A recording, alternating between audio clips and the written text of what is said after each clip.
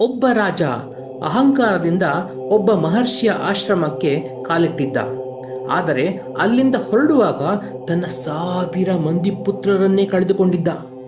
ಆ ಒಂದು ಅವಮಾನ ಅವನೊಳಗಿನ ರಾಜನನ್ನೇ ಸುಟ್ಟು ಹಾಕಿತು. ಮುಂದೆ ಇದೇ ರಾಜ ದೇವರಿಗೆ ಸವಾಲನ್ನು ಒಡ್ಡಿ ಹೊಸ ಸ್ವರ್ಗವನ್ನೇ ಸೃಷ್ಟಿಸಲು ಆರಂಭಿಸಿದ. ಆದರೆ ಕಾಮ, ಕೋಪ, ಅಹಂಕಾರ ಇವೆಲ್ಲವೂ ಅವನನ್ನು ಪ್ರತಿಯೊಂದು ಹಂತದಲ್ಲೂ ಕುಸಿತಕ್ಕಿಳಿಸಲು ಬಂದಿದ್ದವು. ರಾಜ ಕೌಶಿಕನು ಹೇಗೆ ವಿಶ್ವಾಮಿತ್ರ ಬ್ರಹ್ಮರ್ಷಿಯಾದ ಗೊತ್ತಾ? ಅರಣ್ಯದ ಆಳದಲ್ಲಿ ಮಾನವರಿಗಿಂತ ದೇವತೆಗಳೇ ಹೆಚ್ಚು ಭೇಟಿ ನೀಡುತ್ತಿದ್ದ ಒಂದು ತಪೋಭೂಮಿ ಇತ್ತು. ಅದು ವಸಿಷ್ಠ ಮಹರ್ಷಿಯ ಆಶ್ರಮ. ಅಲ್ಲಿ ಲೋಭ ಇರಲಿಲ್ಲ, ಅಹಂಕಾರ ಇರಲಿಲ್ಲ, ಶಾಂತಿ ಮಾತ್ರ ಇತ್ತು. ಆದರೆ ಒಂದು ದಿನ ಅದೇ ಆಶ್ರಮದ ಕಡೆಗೆ ತನ್ನ ಅಪಾರ ಸೇನೆಯೊಂದಿಗೆ ಒಬ್ಬ ರಾಜನು ಬರುತ್ತಿದ್ದನು. ಅವನ ಹೆಸರು ರಾಜ ಕೌಶಿಕ. ಕೌಶಿಕನು ಸಾಮಾನ್ಯ ರಾಜನಲ್ಲ. ಅವನ ಹೆಸರೇ ಯುದ್ಧ ಭೂಮಿಯಲ್ಲಿ ಭಯ ಹುಟ್ಟಿಸುತ್ತಿತ್ತು. ಅವನ ಬಳಿ ಅಪಾರವಾದ ಸೇನೆ, ಅಸಂಖ್ಯಾತ ಆನೆಗಳು, ಭಯಾನಕ ರಥಸೇನೆ, ಅಜೇಯ ಯೋಧರು ಇದ್ದರು. ಅವನಿಗೆ ಒಂದು ನಂಬಿಕೆ ಇತ್ತು, ಈ ಜಗತ್ತಿನಲ್ಲಿ ರಾಜಶಕ್ತಿಗಿಂತ ದೊಡ್ಡ ಶಕ್ತಿ ಮತ್ತೊಂದಿಲ್ಲ ಎಂದು. ಒಮ್ಮೆ ಬೇಟೆಗೆ ತೆರಳಿದ್ದ ಕೌಶಿಕ ಅರಣ್ಯದ ಮಧ್ಯಭಾಗದಲ್ಲಿದ್ದ ವಸಿಷ್ಠ ಮಹರ್ಷಿಯ ಆಶ್ರಮಕ್ಕೆ ತಲುಪಿದ. ಆದರೆ ಅಲ್ಲಿ ಕಂಡ ದೃಶ್ಯ ನೋಡಿ ಅವನು ಬೆಚ್ಚಿಬಿದ್ದನು. ಸರಳ ಆಶ್ರಮ, ಆದರೆ ರಾಜ ಮನೆತನದಂಥ ಆತಿಥ್ಯ. ಸಾವಿರಾರು ಸೈನಿಕರಿಗೆ ಕ್ಷಣದಲ್ಲೇ ಊಟ ಸಿದ್ಧವಾಯಿತು. ಕೌಶಿಕನಿಗೆ ನಂಬಲಾಗಲಿಲ್ಲ. ಅವನು ಕೇಳ್ತಾನೆ, ಮಹರ್ಷಿಗಳೇ, ಇದು ಹೇಗೆ ಸಾಧ್ಯ? ವಸಿಷ್ಠರು ಮಂದಹಾಸ ಬೀರುತ್ತಾ ಹೇಳ್ತಾರೆ, ಇದು ಕಾಮಧೇನು ಎಂಬ ದಿವ್ಯ ಗೋವಿನ ಮಹಿಮೆ. ಆ ಕ್ಷಣ ಕೌಶಿಕನೊಳಗೆ ಒಂದು ಅಪಾಯಕಾರಿ ಆಸೆ ಹುಟ್ಟಿತು.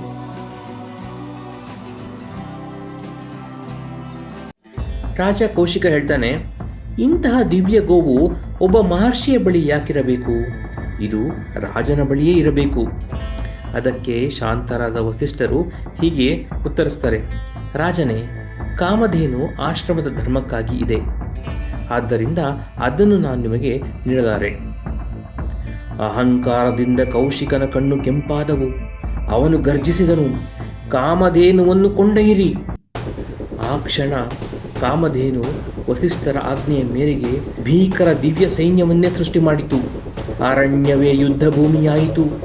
ಬಾಣಗಳ ಮಳೆ, ರಥಗಳ ಘರ್ಷಣೆ, ಯೋಧರ ಕಿರಿಚಾಟ. ಕೌಶಿಕನ ಸೇನೆ ಕ್ಷಣ ಕ್ಷಣಕ್ಕೂ ನಾಶವಾಗತೊಡಗಿತು. ಕೋಪದಿಂದ ಕೌಶಿಕನು ತನ್ನ 1000 ಮಂದಿ ಪುತ್ರರನ್ನು ಯುದ್ಧಕ್ಕೆ ಕಳುಹಿಸಿದನು. ವಸಿಷ್ಠರನ್ನು ಸಂಹರಿಸಿ ಎಂದು ಆಜ್ಞೆ ಮಾಡಿದನು. ಆದರೆ ವಸಿಷ್ಠ ಮಹರ್ಷಿ ತಮ್ಮ ಬ್ರಹ್ಮದಂಡವನ್ನು ಎತ್ತಿದ ಕ್ಷಣ ಎಲ್ಲ ಅಸ್ತ್ರಗಳ ಶಕ್ತಿಯು ನಾಶವಾಯಿತು. ಒಂದು ಕ್ಷಣದಲ್ಲಿ ಕೌಶಿಕನ 1000 ಮಂದಿ ಪುತ್ರರು ಭಸ್ಮವಾದರು. ಆ ಕ್ಷಣ ಮೊದಲ ಬಾರಿಗೆ ರಾಜ ಕೌಶಿಕನ ಅಹಂಕಾರ ಮುರಿದು ಬಿದ್ದಿತು. ಅವನಿಗೆ ಒಂದು ಸತ್ಯದ ಅರಿವಾಯಿತು, ಈ ರಾಜಶಕ್ತಿ ಕೇವಲ ಕ್ಷಣಿಕ, ಆದರೆ ಬ್ರಹ್ಮತೇಜಸ್ಸು ಅನಂತ. ಆ ದಿನ ರಾಜ ಕೌಶಿಕನು ಅಂತ್ಯಗೊಂಡನು. ಅಲ್ಲಿ ವಿಶ್ವಾಮಿತ್ರನ ಪಯಣ ಆರಂಭವಾಯಿತು.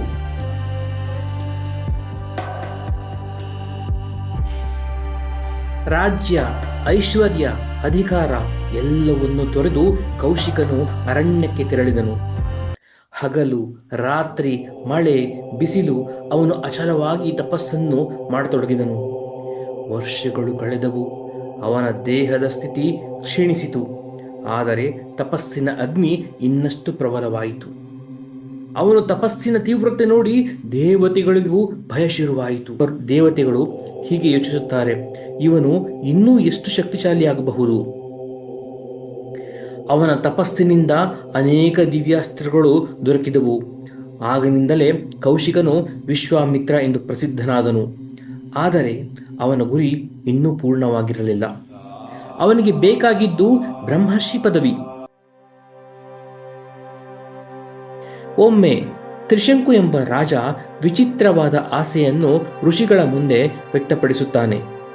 ಅವನು ಹೇಳ್ತಾನೆ, ನಾನು ಈ ದೇಹದಲ್ಲೇ ಸ್ವರ್ಗಕ್ಕೆ ಹೋಗಬೇಕು. ಇದನ್ನು ಕೇಳಿದ ಋಷಿಗಳು ಇವನ ಬೇಡಿಕೆಯನ್ನು ನಿರಾಕರಿಸಿದರು. ಅವನು ಉದ್ದಟತನ ಮಾಡಿದಾಗ ಕೆಲವು ಋಷಿಗಳು ಅವನಿಗೆ ಶಾಪವನ್ನು ಕೊಡ್ತಾರೆ. ಶಾಪದಿಂದ ತ್ರಿಶಂಕುವಿನ ರೂಪವೇ ಬದಲಾಯಿತು. ಎಲ್ಲರೂ ಅವನನ್ನು ತಿರಸ್ಕರಿಸಿದರು. ಆಗ ಅವನು ವಿಶ್ವಾಮಿತ್ರನ ಬಳಿ ಬಂದನು. ವಿಶ್ವಾಮಿತ್ರ ಅವನತ್ತ ನೋಡಿ ಹೇಳುತ್ತಾರೆ, ನಿನ್ನನ್ನು ನಾನು ಸ್ವರ್ಗಕ್ಕೆ ಕಳಿಸುವೆ. ಆ ಕ್ಷಣದಿಂದ ಮಹಾಯಜ್ಞ ಆರಂಭವಾಯಿತು. ಮಂತ್ರಗಳ ಘೋಷ, ಅಗ್ನಿಯ ಜ್ವಾಲೆ, ದೇವಶಕ್ತಿಯ ಸ್ಪಂದನೆ. ತ್ರಿಶಂಕು ನಿಧಾನವಾಗಿ ಆಕಾಶದತ್ತ ಏರತೊಡಗಿದನು. ಆದರೆ ದೇವೇಂದ್ರನು ಅವನನ್ನು ಸ್ವರ್ಗದಿಂದ ಕೆಳಕ್ಕೆ ತಳ್ಳಿದನು. ತ್ರಿಶಂಕು ತಲೆಕೆಳಗಾಗಿ ಭೂಮಿಯತ್ತ ಬೀಳಲು ಪ್ರಾರಂಭಿಸಿದನು. ಆ ಕ್ಷಣ ವಿಶ್ವಾಮಿತ್ರನು ಗರ್ಜಿಸಿದನು, ನಿಲ್ಲು! ತ್ರಿಶಂಕು ಮಧ್ಯ ಆಕಾಶದಲ್ಲಿ ನಿಂತನು. ಆಮೇಲೆ ವಿಶ್ವಾಮಿತ್ರನು ಹೊಸ ನಕ್ಷತ್ರಗಳು, ಹೊಸ ಲೋಕಗಳು, ಹೊಸ ಸ್ವರ್ಗವನ್ನೇ ಸೃಷ್ಟಿಸಲು ಆರಂಭಿಸಿದನು. ಇದನ್ನು ನೋಡಿ ದೇವತೆಗಳೇ ಬೆಚ್ಚಿಬಿದ್ದರು. ಆದರೆ ಇನ್ನೂ ವಿಶ್ವಾಮಿತ್ರನ ಒಳಗಿನ ಅಹಂಕಾರ ಸಂಪೂರ್ಣವಾಗಿ ಸತ್ತಿರಲಿಲ್ಲ.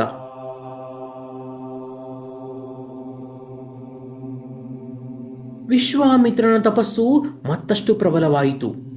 ದೇವೇಂದ್ರನು ಆತಂಕಗೊಂಡನು. ಇವನು ದೇವಲೋಕವನ್ನೇ ಕದಡಬಹುದು ಎಂದು ಅಪ್ಸರೆ ಮೇನಕೆಯನ್ನು ಕಳಿಸಲಾಯಿತು. ಒಂದು ರಾತ್ರಿ ಅರಣ್ಯದ ನಿಶ್ಶಬ್ದತೆಯ ನಡುವೆ ಮೃದುವಾದ ನೂಪುರದ ಶಬ್ದ ಕೇಳಿಸಿತು. ವಿಶ್ವಾಮಿತ್ರ ನಿಧಾನವಾಗಿ ಕಣ್ಣನ್ನು ತೆರೆದನು. ಅವನ ಮುಂದೆ ನಿಂತಿದ್ದಳು ಅತ್ಯಂತ ಸೌಂದರ್ಯವತಿಯಾದ ಮೇನಕೆ.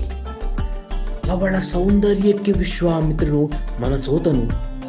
ವರ್ಷಗಳು ಕಳೆಯತೊಡಗಿದವು. ಅವರಿಗೆ ಶಕುಂತಳೆ ಎಂಬ ಮಗಳು ಜನಿಸಿದಳು.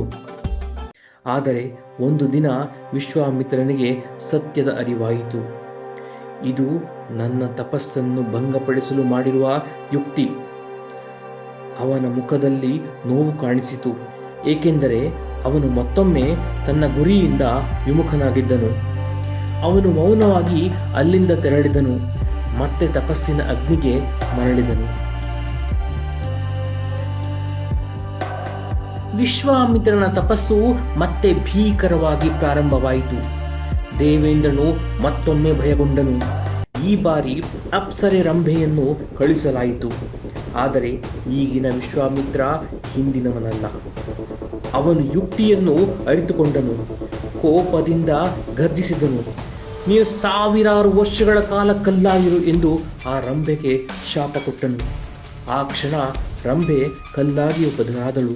ಆದರೆ ಅದೇ ಕ್ಷಣ ವಿಶ್ವಾಮಿತ್ರನ ಒಳಗೆ ಮತ್ತೊಂದು ಯುದ್ಧ ಪ್ರಾರಂಭವಾಯಿತು.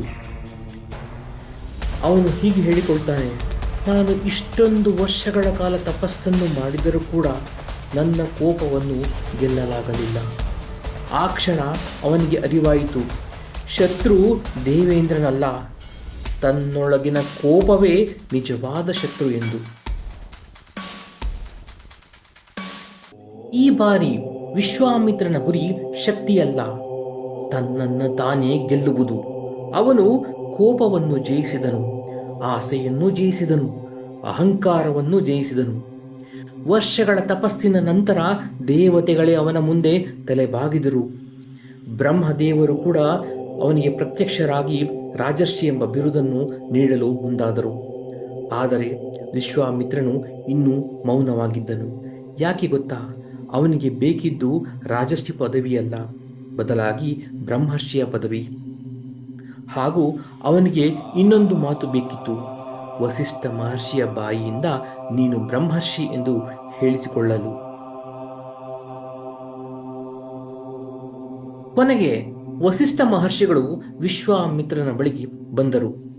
ಸ್ವಲ್ಪ ಕ್ಷಣ ಮೌನ, ನಂತರ ಹೇಳಿದರು, ವಿಶ್ವಾಮಿತ್ರ, ಇನ್ನು ನೀನು ಬ್ರಹ್ಮರ್ಷಿ. ಆ ಕ್ಷಣ ಒಬ್ಬ ರಾಜನ ದೀರ್ಘ ಪಯಣ ಪೂರ್ಣವಾಯಿತು. ಯುದ್ಧದಿಂದ ಆರಂಭವಾದ ಜೀವನ ಆತ್ಮಜಯದಲ್ಲಿ ಅಂತ್ಯಗೊಂಡಿತು. ಅವನು ಮಹಾನ್ ಮಾಡಿದ್ದು ಅವನ ಶಕ್ತಿಯಲ್ಲ, ಅವನು ಜಯಿಸಿದ ರಾಜ್ಯಗಳು ಅಲ್ಲ, ತನ್ನನ್ನೇ ಜಯಿಸಿದ ಶಕ್ತಿ. ವಿಶ್ವಾಮಿತ್ರನು ದೇವರಿಗೆ ಸವಾಲು ಒಡ್ಡಿದ್ದರಿಂದ ಮಹಾನ್ ಆಗಲಿಲ್ಲ. ಬದಲಾಗಿ ತನ್ನ ಅಹಂಕಾರವನ್ನು ಗೆದ್ದರಿಂದ ಅವನು ಬ್ರಹ್ಮರ್ಷಿಯಾಗ್ತಾನೆ. ಸ್ನೇಹಿತರೆ, ಎಂತಹ ಅದ್ಭುತ ಕಥೆಯಲ್ವಾ? ಒಬ್ಬ ಮನುಷ್ಯನು ಛಲವಿದ್ದರೆ ತನ್ನ ಸತತವಾದ ಪರಿಶ್ರಮದಿಂದ ಎಂಥ ಕಷ್ಟಕರವಾದ ಕೆಲಸವನ್ನು ಮಾಡಬಹುದು ಎಂದು ವಿಶ್ವಾಮಿತ್ರನು ಜಗತ್ತಿಗೆ ತೋರಿಸಿದ್ದಾನೆ. ನಾವು ಕೂಡ ನಮ್ಮ ಜೀವನದಲ್ಲಿ ಛಲ ಇದ್ದು ಹಠದಿಂದ ನಾವು ಕೆಲಸ ಮಾಡಿದರೆ ನಾವು ಕೂಡ ಎಂಥ ಕ್ಲಿಷ್ಟಕರವಾದ ಕೆಲಸವನ್ನು ಮಾಡಬಹುದು ಎಂಬ ನೀತಿಯನ್ನು ನಾವು ಇದರಿಂದ ತಿಳ್ಕೋಬಹುದು ಅಲ್ವಾ? ಒಂದು ವೇಳೆ ನಿಮಗೆ ಈ ಕಥೆ ಇಷ್ಟವಾಗಿದ್ದರೆ ದಯವಿಟ್ಟು ಈ ವಿಡಿಯೋವನ್ನು ಲೈಕ್ ಮಾಡಿ, ಶೇರ್ ಮಾಡಿ ಹಾಗೂ ನಮ್ಮ ಚಾನಲ್ಗೆ ಸಬ್ಸ್ಕ್ರೈಬ್ ಮಾಡಿ. ನಾವೆಲ್ಲರೂ ಹೇಳೋಣ, ಜೈ ಶ್ರೀರಾಮ್.